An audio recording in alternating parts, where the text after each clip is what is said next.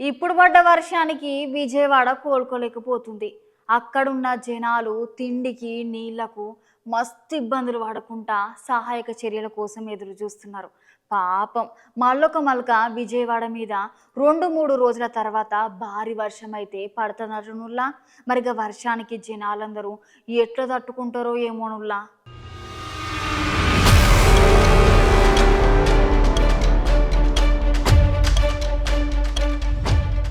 ఇప్పటికే భారీ వర్షాలు అతి భారీ వర్షాలు చేయబట్టి ఇటు తెలంగాణలో అటు ఆంధ్రలో మొత్తం జనాలందరికీ నష్టాలు అయితే వచ్చినాయి కానుల్లా. ఈ వర్షాల పుణ్యమాని రైతులందరూ వేసుకుంటున్న పంటలు కూడా చేతికి రాకుండా మస్తుగానం ఖరాబ్ అయి వరద నీళ్ళలో కొట్టుకుపోయినాయి పంటలన్నీ.